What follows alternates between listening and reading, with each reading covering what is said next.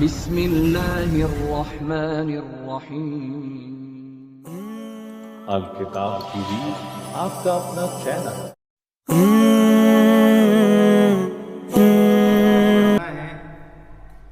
وہ بچوں کی تربیت کو لے کر کے ہے۔ بچوں کی تربیت کے کیا اصول ہیں اور کیا وہ بنیادیں ہیں کہ جن بنیادیں کے اوپر بچے تربیت یافتہ ہوتے ہیں، کیونکہ خیال ہر کسی والدین کا یہ ہے یا اسی طریقے سے ہر استاذ کا اپنے شاگرد کو لے کر کے یا والدین کا اپنے بچے کو لے کر کے خیال یہ رہتا ہے کہ ہمارا بچہ، ہمارا شاگرد یہ تربیت یافتہ ہونا چاہیے، یہ ہر کسی کا خیال ہے۔ لیکن اصول اور ضابطے کیا ہیں، اس کے نہ ہونے کی وجہ سے یا اس ضابطے اور اصول کے اوپر نظر نہ ہونے کی وجہ سے یا اس کے اوپر عمل نہ ہونے کی وجہ سے وہ خواب ہی بن کر کے رہ جاتا ہے، وہ حقیقت لیتا نہیں ہے۔ سب سے اہم بات وہ یہ ہے اس کے اندر کہ تربیت کے اندر سب سے بڑا دخل جو ہے عمومی طور سے وہ عقل حلال تو ہے، کیونکہ عقل حلال جو ہے، حلال کمائی کا کھانا اور حلال کھلانا، یہ تو ایک بنیادی حیثیت رکھتا ہے۔ تربیت کے باب کے اندر یہ بات بنیادی حیثیت رکھتا ہے کہ بچوں کو حلال رزق کھلایا جائے۔ یہ تو ہر ایک پہلو کے اوپر لاگو ہوتا ہے، چاہے وہ خود ہی کیوں نہ ہو۔ خود بھی اگر آدمی حرام کھائے گا، حلال سے بچے گا، تو وہ پھر اس کے اندر وہ امتثال اوامر یعنی کہ اطاعت اور اللہ تعالیٰ کی طرف توجہ یہ نہیں ہوگی۔ تو یہ تو بنیادی حیثیت رکھتا ہے حلال، عقل حلال۔ اس کا تو کوئی سوال، اس کے اوپر کوئی رائے قائم نہیں کی جا سکتی ہے۔ لیکن جو اصول ضابطے ہیں جو کہ قرآن نے دیے ہیں تربیت کے راستے سے اور تربیت کے واسطے سے، وہ اصول اور ضابطے کیا ہیں جو قرآن نے دیے ہیں، اس کو قرآن کریم نے اور حدیث کے اندر بڑی وضاحت کے ساتھ میں اس کو ذکر کیا ہے۔ قرآن کریم میں سورہ نساء کے اندر اس مضمون کو، یتیم بچوں کی تربیت کے راستے سے اس موضوع کو قرآن نے واضح کیا ہے کہ تربیت کے اصول کیا ہیں، کہ جس کی بنیاد پر تربیت یعنی کہ انسان اس ذمہ داری کے ادا کر سکتا ہے اور جن کو اپنا کر کے اس بات کو کہہ سکتا ہے کہ میں نے تربیت کا حق ادا کر دیا دینے کا۔ تو کچھ اصول قرآن میں ہیں، کچھ حدیث میں ہیں۔ حدیث جو ہے ہمارے سامنے مشہور ہے، رسول اکرم علیہ الصلوۃ والسلام، یہ روایت ابو داؤد کے اندر بھی ہے، احمد کے اندر بھی ہے اور بھی دیگر کتابوں کے اندر ہے۔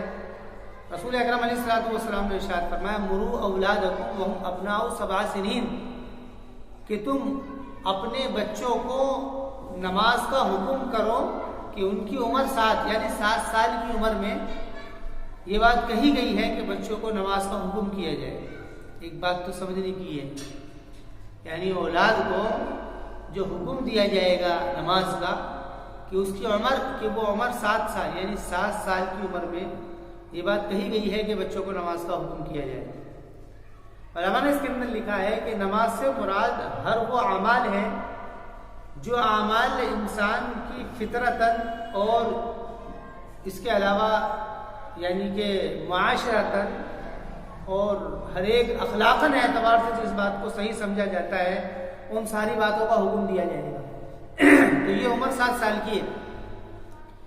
یہ جو ٹائمنگ جو طے کی ہے، کیونکہ یہ زمانہ وہ زمانہ ہوتا ہے کہ جس کے اندر عقل جو ہوتی ہے اور یعنی کہ امتثال ماننے کا مادہ مزاج میں ہوتا ہے، یہ جو عمر ہوتی ہے، یہ جو عمر ہے 7 سال کی، کیونکہ اس سے پہلے کی جو عمر ہے وہ عمر جو ہوتی ہے ناسمجھی کی عمر ہوتی ہے، اس میں سمجھ اور فہم کا مادہ بالکل ختم ہوتا ہے۔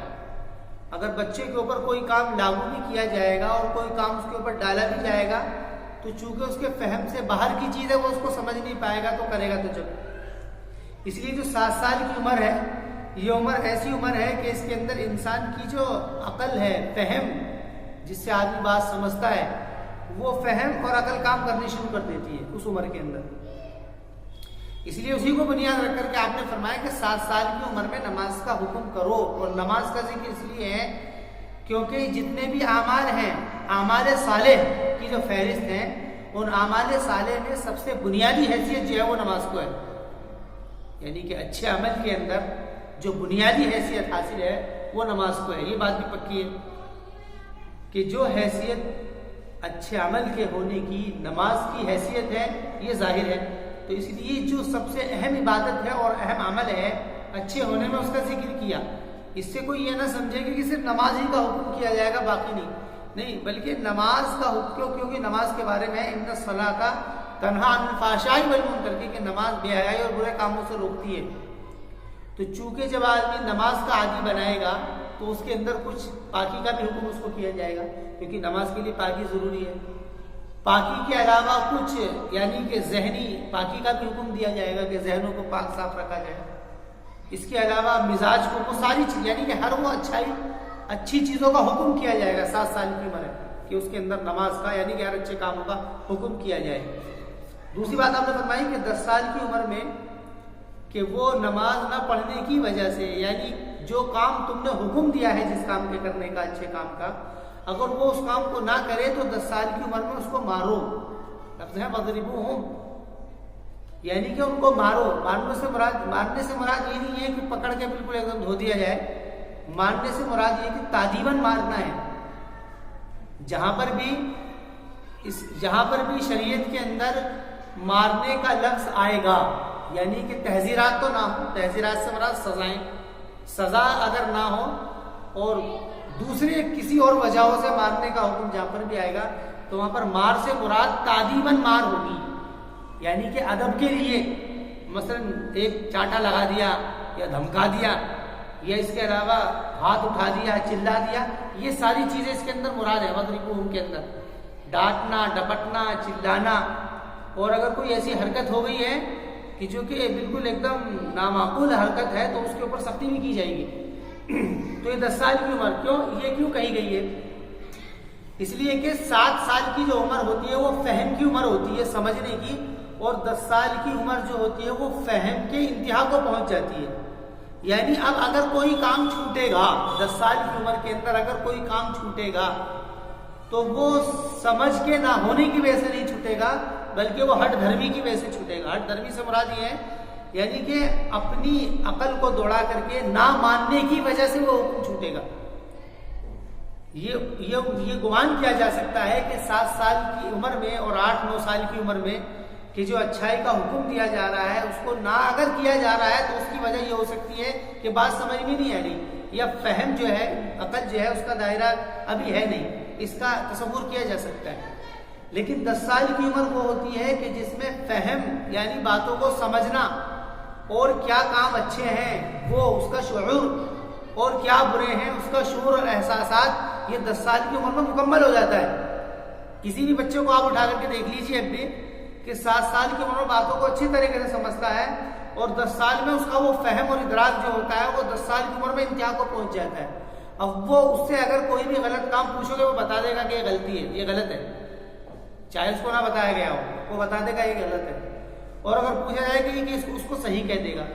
اللہ نے انسان کی فطرت کے اندر وہ چیزیں اللہ تعالیٰ نے پیدا کی ہیں کہ اس کی فطرت کے اندر وہ طبیعت کے اندر وہ باتیں ہیں کہ جس کی بنیاد پر وہ اپنے لیے جو اچھی چیزیں ہیں اس کو پسند کر لیتا ہے اور جو بری چیزیں ہیں اس کو بھی وہ اس کو پسند کر لیتا ہے. تو اس لیے 10 سال کی عمر میں آپ نے فرمایا کہ 10 سال کی عمر میں اس کو مارو, یہ بات کہی گئی ہے.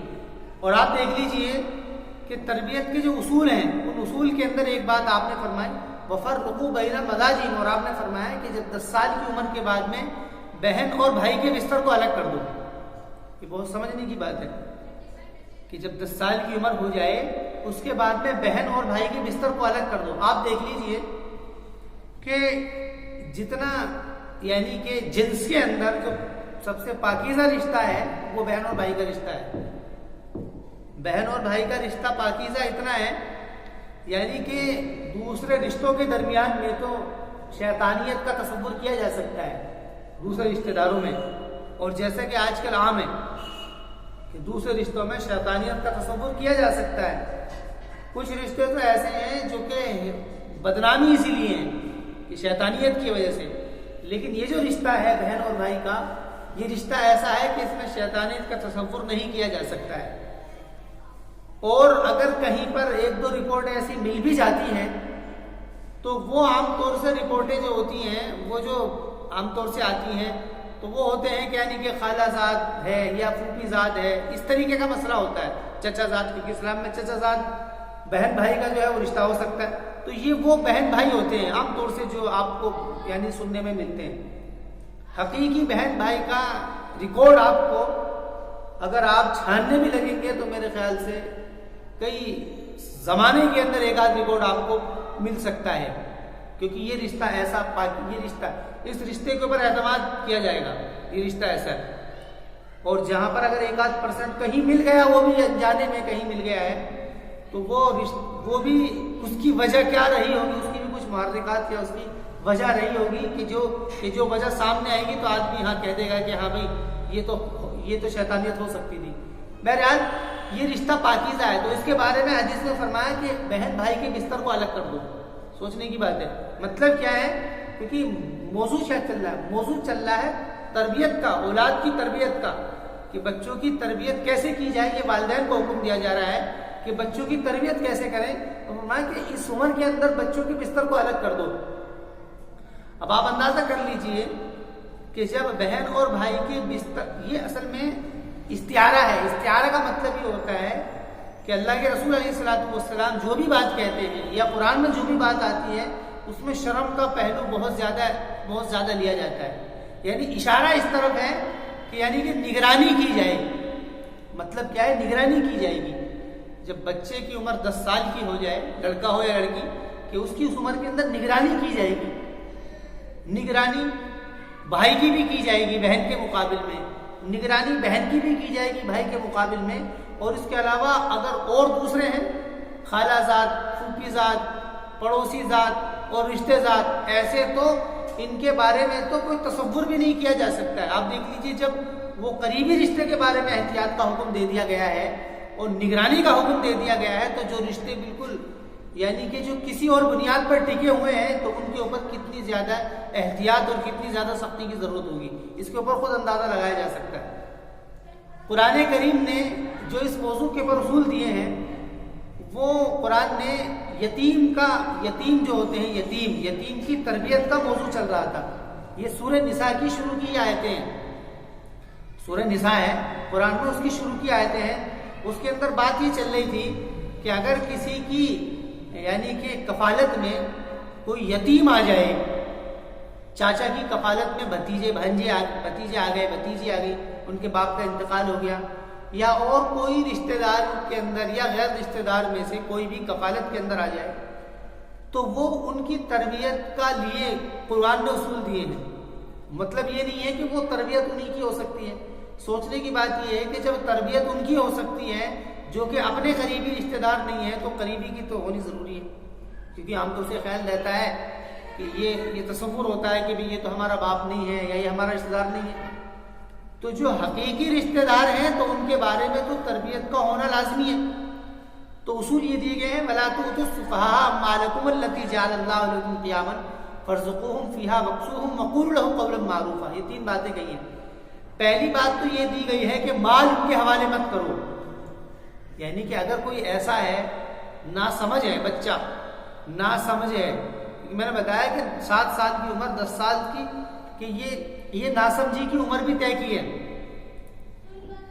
یعنی کہ بلوغت تک، یعنی کہ جو بالغ ہونے کی جو عمر ہے، یہ یعنی کہ 12-13 سال، 15-16 سال، اور اس کے علاوہ آگے پیچھے بھی ہو سکتی ہے، یعنی کہ بلوغت کی عمر تک قرآن حکم دے رہا ہے کہ مال حوالے نہیں کیا جائے گا۔ وَلَا تُؤْتُوا السُّفَهَاءَ أَمْوَالَكُمُ الَّتِي، کیوں مال کیوں نہیں حوالے کیا جائے گا؟ مال اس لیے حوالے نہیں کیا جائے کیونکہ یہ فہم اور سمجھ کی یہ ایک تو عمر نہیں ہوتی ہے، اور اگر ہوتی بھی ہے تو پھر یعنی کہ وہ عزت اور بے عزتی کا خیال نہیں رہتا ہے۔ آپ اگر دیکھو گے عام طور سے بچوں کی جو بگڑنے کی عمر ہے وہ یہی ہو رہی ہے، کوئی نشے میں لگ گیا، کوئی زنا میں لگ گیا، اس کے علاوہ کوئی کسی کے ساتھ چلا گیا، یہی عمریں ہوتی ہیں۔ یہ 7-8 سال سے لے کر کے یہ بلوغت کی جو عمر ہوتی ہے 15-16 سال، یہ عمر ایسی ہوتی ہے، اس عمر کے اندر یہ سارے کیسز ہوتے ہیں جتنے بھی ہوتے ہیں، اسی کے اندر یہ سارے معاملے ہوتے ہیں۔ کیوں؟ کیونکہ چھوٹ دے دی گئی ہے۔ اب جب چھوٹ دے دی ہے تو پھر بعد مزاج اپنے مزاج سے اس کو استعمال کرے گا. وَلَا تُؤْتُوا السُّفَهَاءَ أَمْوَالَكُمُ الَّتِي جَعَلَ اللَّهُ لَكُمْ قِيَامًا، یعنی جن کے اوپر اللہ تعالیٰ نے تم کو نگراں بنایا ہے، ذمہ دار بنایا ہے، ان کے حوالے ان کا مال مت کرو، چاہے وہ ان کا مال ہی کیوں نہ ہو، لیکن ان کے حوالے مت کرو. یہ حکم ہو رہا ہے ایسے شخص کو کہ جس کی تحویل میں یا جس کے قبضے میں یتیم ہے اور مال بھی ان کے یتیم کا ہے، کہ ان کو یعنی ان کو بھی مال نہیں دینا ہے. کیوں؟ کیونکہ عمر ایسی ہے کہ اس عمر میں یہ پتہ ہی آئے گا کہ مال صحیح کہاں خرچ کرنا ہے، صحیح جگہ خرچ کرنا ہے، غلط جگہ خرچ کرنا ہے، تعلقات کس سے قائم کرنے ہیں، کس بنیاد پر تعلقات قائم کیے جائیں گے، کیا وہ بنیادیں ہوں گی، کن سے ملا جائے گا، کن سے ربط رکھا جائے گا، کس کے پاس اٹھا بیٹھا جائے گا. یعنی کیا قرآن کہہ رہا ہے کہ اس عمر کے اندر کہ بلوغت سے یعنی اس عمر سے لے کر کے بلوغت تک جو ہے بچوں کو یعنی کہ ان کو ان کے حوالے نہیں کیا جائے گا کہ وہ اپنی مرضی سے جہاں چاہے جائیں، اپنی مرضی سے جہاں چاہے بیٹھیں، اپنی مرضی سے جن سے چاہے تعلقات قائم کریں، اپنی مرضی سے جن کے ساتھ آ جا رہے ہیں. یہ سارا کا سارا مفہوم اس کے اندر ہے. کیونکہ میں نے عرض کیا کہ قرآن کریم فصاحت و بلاغت کا ایک مجموعہ ہے جو کچھ الفاظ کو ذکر کرتا ہے اور اس کے اندر ایک یعنی کہ عمومی معنی مراد ہوتے ہیں. فرمایا یہاں پر لفظ ذکر کیا ہے سفہا، ولا تؤتوا السفہا. سفہا اس لیے کہا گیا ہے کہ سفہا جو ہے یہ یعنی کہ اس کو کہتے ہیں ناسمجھی. سفہا کو اگر ہم اردو میں اس کا ترجمہ کریں اس کا مطلب ہے ناسمجھی، کم عقلی. فرمایا جو لوگ ناسمجھ ہیں، ناسمجھ سے مراد وہ یہ طے نہیں کر سکتے ہیں کہ ہمیں بیٹھنا کس کے پاس ہے، باتیں کس سے کرنی ہے، تعلقات کس سے قائم کرنے ہیں، مال کو کہاں خرچ کرنا ہے، کہاں لینا ہے، جو ان باتوں کو صحیح نہ فیصلے لے سکے. اور صحیح کا کیسے تعین ہوگا؟ جو لوگ عمر دراز ہے، بڑے لوگ ہیں، وہ ہر آدمی جانتا ہے کہ صحیح غلط کیا ہے. تو فرمایا کہ اس عمر کے اندر یعنی کہ چھوٹ نہیں دینی ہے. یہ مطلب تھا اس کا ولا تؤتوا السفہا، یعنی اس عمر کے اندر چھوٹ نہیں دینی ہے. چھوٹ نہیں دینی ہے سے مراد یہ ہے یعنی کہ والدین کو چاہیے یا استاذ کو چاہیے یا جس کی نگرانی میں جو ہے اس کو چاہیے کہ اس عمر کے اندر پوری گہری نظر ہو. اور سب سے زیادہ بے باکی جو حاصل ہوتی ہے وہ ان سب لوگوں کو وہ مال کی صورت میں بے باکی حاصل ہوتی ہے. کیونکہ پیسے اگر جیب میں ہے تو بے باکی حاصل سب سے زیادہ ہوتی ہے. جہاں مرضی خرچ کرو، جو چاہے خرید لو اور جو چاہے کرو. سب سے زیادہ بے باکی حاصل ہونے کا طریقہ ہی مال ہے. اس لیے مال کا ہی انکار کیا. وَلَا تُؤْتُوا السُّفَهَاءَ أَمْوَالَكُمُ الَّتِي جَعَلَ اللَّهُ لَكُمْ قِيَامًا، یعنی ان بیوقوفوں کو، بیوقوف کا مطلب یعنی ناسمجھ ناعقل، کہ ان لوگوں کو ان کا مال عطا مت کرو. جَعَلَ اللَّهُ لَكُمْ لیکن فَارْزُقُوهُمْ وَاكْسُوهُمْ، لیکن کیا ہے، ایسا نہیں ہے کہ بھئی ان کو گھیر گھوٹ کر کے رکھنا ہے. نہیں، ان کو کیا ہے اچھا کھلانا ہے، فَارْزُقُوهُمْ اچھا پہنانا ہے، کھلانے میں بھی کوئی وہ نہیں کرنی ہے، کمی کنجوسی نہیں کرنی ہے، جیسی وسعت ہے اس کے وسعت کے مطابق کھلانا بھی ہے. وقصوہم، اور اسی وسعت کے مطابق پہنانا بھی ہے، لیکن سارے کے سارے اسی نگرانی کے دائرے میں. یہ آپ دیکھیں کہ یہ جو لفظ استعمال کیا ہے فرزقوہم وقصوہم، یہ ولا تؤتوا السفہا کے بعد میں آیا ہے.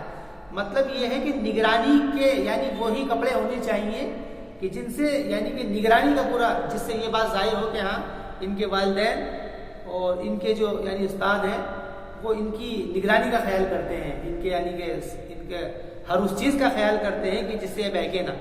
اس سے اظہار ہونا یعنی رزق کھانے کے اندر بھی اور کپڑے کے اندر بھی، دونوں کا دونوں اس کا اظہار ہونا چاہیے. یہ بہت دھیان سے سمجھنے کی چیز ہے. فرزقوہم وقصوہم یعنی اسی دائرے کے اندر، ایسا نہیں کہ کپڑے جیسے مرضی دے دیے جائیں.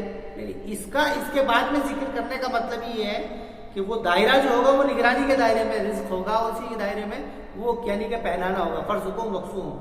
آگے فرمایا وقولوا لهم قولا معروفا.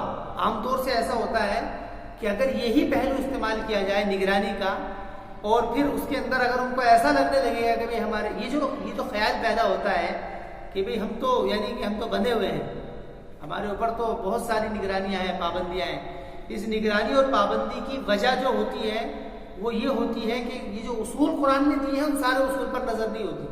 اس میں بعد میں کیا وقولوا لهم قولا معروفا، یعنی ان سے اچھی بات کہو. وقولوا لهم قولا معروفا، اچھی بات سے مراد یہ ہے یعنی کہ ان کے ساتھ میں برتاؤ، معاملہ، اٹھنا بیٹھنا، بات چیت کرنا وہ ایسے انداز میں ہو کہ جس سے ان کی دل کی طبیعت جو ہے نرم رہے. وقولوا لهم قولا معروفا. قول معروف ذکر کیا ہے. آپ دیکھیے معروف کہتے ہیں عربی کے اندر ہر اس بھلائی کو کہ جس کو ہر آدمی سمجھ سکے ہاں یہ اچھی چیز ہے، ہر اچھی چیز، یعنی کہ بات ایسی کرنی ہے، اس انداز میں کرنی ہے کہ جس کو کم سے کم عقل والا بھی یہ کہہ دے کہ ہاں یہ بات صحیح ہے، یعنی جس بارے میں کوئی شک و شبہ نہ ہو. یعنی ایک بات یہ کہی، کسی نے کسی کو کوئی سخت بات کہہ دی تو اولادوں نے شکایت کری والدین کی کہ ہمارے والدین تو ہمیں اس طریقے سے بولتے ہیں. اب وہ اولاد کہنے لگے نہیں جی ہم نے تو اس طریقے سے نہیں بولتے، اس کا مطلب یہ تھوڑی تھا.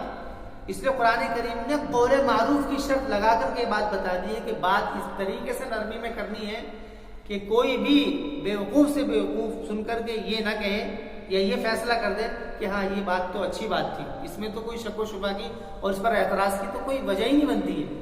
ارے موافق اور مخالف دونوں کے دونوں اس بات کو کہہ دیں. عام طور سے ایسا ہوتا ہے کہ جو موافق ہوتے ہیں وہ غلط بات کو بھی اچھی کہتے ہیں کہ نہیں اس نے تو بات صحیح کہی تھی، اور جو مخالف ہوتے ہیں وہ کیا کرتے ہیں کہ اچھی بات کو غلط کہہ دیتے ہیں. موافق غلط کو اچھی کر دیتے ہیں اور مخالف اچھی کو غلط کر دیتے ہیں.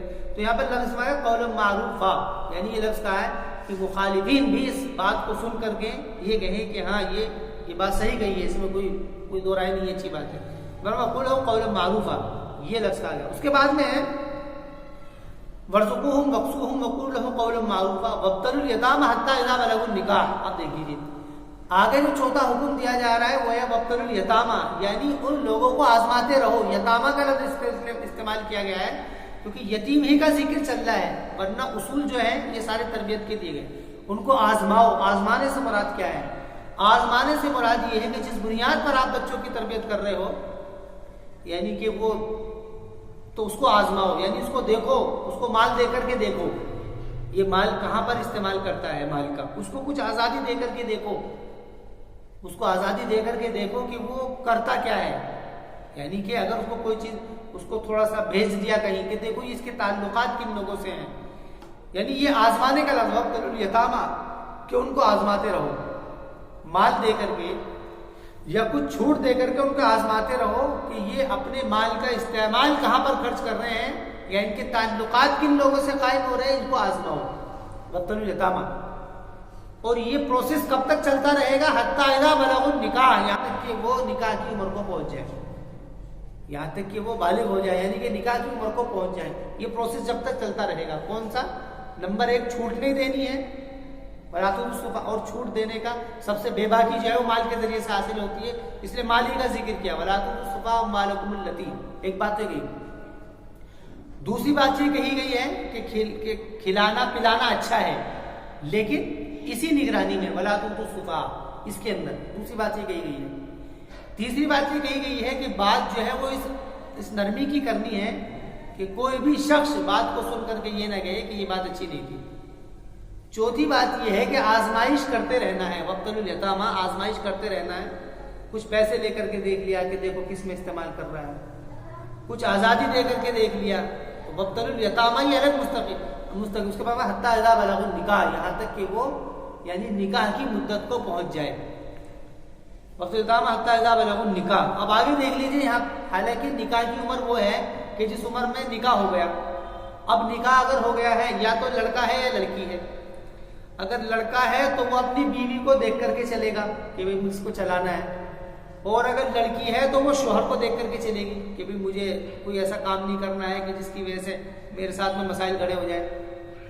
اور لڑکا جو ہے وہ دیکھ کر کے چلے گا کہ بھئی مجھے کوئی غلط ایسا کام نہیں کرنا ہے کہ جس سے جو ہے میری اولاد کا مسئلہ لوگ کہنے لگیں گے کہ بھئی اس کا باپ تو ایسا تھا یا میں ایسی نہیں. تو اس لیے یہ ایک مدت متعین کی ہے. لیکن اس کے بعد بھی کچھ اصول ہے. اس کے بعد میں فرمایا ہے فَإِنْ آنَسْتُمْ مِنْهُمْ رُشْدًا فَادْفَعُوا إِلَيْهِمْ أَمْوَالَهُمْ. فرمارے اس کے بعد میں اگر تم ان کے اندر دیکھو کہ سمجھ پیدا ہو گئی ہے، اگر ان کے اندر سمجھ پیدا ہو گئی ہے، اگر تم یہ دیکھ لو ان کے اندر کہ ان کے اندر کچھ سمجھ اور کچھ سلیقہ اور کچھ تمیز ادب اس کے اندر پیدا ہو گیا ہے، یعنی نکاح کے بعد بھی، تو فَادْفَعُوا إِلَيْهِمْ أَمْوَالَهُمْ. پھر کہا گیا کہ ان کو کھلی چھوٹ دے دو، پھر کہ اپنے کھاؤ کماؤ اور جہاں مرضی رہو. یہ سمجھنے کی بات ہے. یعنی ان کو پھر آزادی دے دی جائے، چھوٹ دے دی جائے کہ وہ اپنی مرضی کے مطابق کھائے پئیں، اپنے مرضی کے مطابق رہن سہن کریں اور اپنی مرضی کے مطابق وہ جہاں چاہیں، کیونکہ ان کے اندر اب سمجھ پیدا ہو گئی ہے. لیکن اس کے اندر بھی جب فَإِنْ آنَسْتُمْ مِنْهُمْ رُشْدًا، اگر تم ان کے اندر دیکھ لو رہنمائی کی بات، لیکن اگر پھر بھی تم نے دیکھا ہے اس کے بعد بھی ان کے اندر کوئی یعنی کہ سمجھ، ایسا بھی ہوتا ہے، بہت معاملے ایسے کہ ابھی بھی سمجھ اور شعور سلیقہ نہیں پیدا ہوا ہے، اس کے بعد میں پھر آگے حکم دیا ہے، اس کے بعد میں پھر دوسری جگہ پر حکم ملتا ہے روایت کے اندر، علماء نے اس کی تحقیق، یعنی اتنی بات کہی گئی ہے، اگر دیکھ لو اچھا وہ کب ہو سکتی ہے، وہ نکاح کے بعد بھی ہو سکتی ہے، وہ 1-2 سال کے بعد بھی ہو سکتی ہے، وہ 3-4 سال کے بعد بھی ہو سکتی ہے، اس کے اندر قرآن نے پھر کوئی وقت متعین نہیں کیا ہے کہ کس عمر تک ان کو، یعنی ان کو ان کی لگام انہیں کے سپرد کر دی جائے گی، یہ کس عمر تک ہوگی یہ قرآن کریم نے نہیں ذکر کیا ہے۔ البتہ اس کے بارے میں جو جمہور علماء ہیں انہوں نے یہ بات کہی ہے کہ جب عمر 25 سال کی ہو جائے تو اس عمر کے اندر پھر کوئی، یعنی جو جس کا مال ہے وہ اس کے حوالے کر دیا جا سکتا ہے، اور جو جس کی پراپرٹی ہے وہ اس کے حوالے کری جا سکتی ہے، یعنی اس کے بعد میں پھر وہ یعنی اس سے سوال و جواب نہیں ہوں گے اس کے، یعنی کہ اس کے والدین سے، اور جو اس کے نگراں ہیں ان سے سوال جواب نہیں ہوگا کہ بھئی تم نے جو ہے ان کی نگرانی یا ان کی تربیت کیوں نہیں کی۔ یہ علماء کا ایک قول ہے 25 سال کی عمر تک کا۔ لیکن اب چونکہ جیسا کہ دور اب چل رہا ہے، اس دور کے اندر عام طور سے جو ہے وہ یہ دور جو ہے یہ ایک، یعنی کہ یہ گھریلو دور ہوتا ہے، جوائنٹ فیملی ہوتی ہے، تو اس دور کے اندر تو ایک ہی ساتھ رہتے ہیں، شادی ہونے کے بعد بھی لڑکا ساتھ میں ہے، بہو بھی ساتھ میں ہے، بچے بھی ساتھ میں رہتے، اب تو جوائنٹ فیملی ہے، تو یہ اچھی شکل ہے، یہ اچھی شکل ہے۔ لیکن اگر کوئی اس کے اندر اس کا مطالبہ کرے، کوئی لڑکا اپنے والدین سے مطالبہ کرتا ہے نکاح کے بعد میں کہ جی مجھ کو اب کیا نام ہے، مجھ کو میرے بھروسے چھوڑ دیا جائے، تو یہ بات قرآن اور سنت کے مخالف نہیں ہے، بات یہ سمجھنے کی ہے۔ عام طور سے یہ بات غلط سمجھی جاتی ہے کہ نہیں یہ تو انہوں نے تو ماں باپ کو الگ کر دیا، بالکل الگ، بہو نے بالکل ایک طرف کر دیا، تو یہ بات سمجھنے کی کوئی مخالف نہیں ہے۔ کیوں؟ اس لیے کہ والدین کی جو اطاعت کا حکم ہے وہ لڑکے کو ہے، بہو کو نہیں ہے۔ ذمہ داری جو ہے وہ لڑکے کے اوپر ہے، وہ کیسے کرے گا وہ سوچے گا، یا اس سے اس کا سوال و جواب ہوگا۔ لیکن اگر وہ اس کو اپنی، یعنی کہ اپنے بچوں کو الگ رکھنا چاہ رہا ہے تو اس کے اوپر کوئی یہ موضوع انشاءاللہ کسی اور موقع پر تفصیل سے لیں گے۔ تو میں عرض کر رہا تھا یہ تربیت کے وہ اہم اصول ہیں کہ جن اصول کے اندر قرآن کریم اور حدیث کے اندر جو اصول دیے گئے ہیں، اگر ان اصول کے مطابق اگر عمل کر لیا جائے تو انشاءاللہ ایک بچہ بھی ضائع نہیں ہو سکتا ہے والدین سے، یہ بات بالکل پکی سچی بات ہے۔ ایک بچہ بھی ضائع نہیں ہو سکتا ہے، سارے کے سارے بچے والدین کے خوابوں کے اوپر پورے کے پورے اتریں گے اگر ان اصول کی پابندی کر لی جائے۔ لیکن اب ہوتا یہ ہے، لیکن اس کو تھوڑا سا اطلاق کر کے بھی دیکھ لیتے ہیں ہم، ہوتا یہ ہے کہ بالغ ہونے کے بعد میں پھر وہ کام کیے جاتے ہیں جو 7 سال کی عمر میں کرنے ہوتے ہیں، یعنی جب غلط کرتے ہیں تو پھر ان کو حکم دیا جاتا ہے، پھر اس کے بعد میں 18 19 سال 20 سال کی عمر میں وہ کام کیا جاتا ہے جو کہ 10 سال کی عمر میں کرنا تھا، مار پٹائی ہوتی ہے۔ اس کا پھر فوراً ریئیکشن کیا نکلتا ہے؟ ریئیکشن یہ نکلتا ہے کہ بہت ساری جگہوں دیکھا گیا ہے کہ اولاد ہی والدین کو مارنے شروع کر دیتے ہیں، یہاں تک بھی کارگزاریاں ہیں اور یہاں تک بھی باتیں ہیں، اور یہ تو عام ہے کہ یعنی کہ زبان زوری کرنا اور زبان دراز کرنا یہ تو بالکل عام ہے، اس کا تو اندازہ ہی نہیں کیا جا سکتا ہے۔ تو بہرحال یہ وہ اصول ہیں، ان اصول کو سمجھنے کی ضرورت ہے۔ قرآن کریم اور حدیث کے اندر یہ اصول دیے گئے ہیں، ان اصول کے مطابق اگر ہماری زندگی ہوگی تو انشاءاللہ والدین کے خوابوں کے مطابق ان کی اولاد ہوگی، اور ایک اولاد بھی، ایک بچہ بھی والدین سے ضائع نہیں ہو سکتا ہے۔ ویڈیو دیکھنے کے لیے دھنیہ واد۔ کرپیا ویڈیو کو شیئر اور چینل الکتاب کو سبسکرائب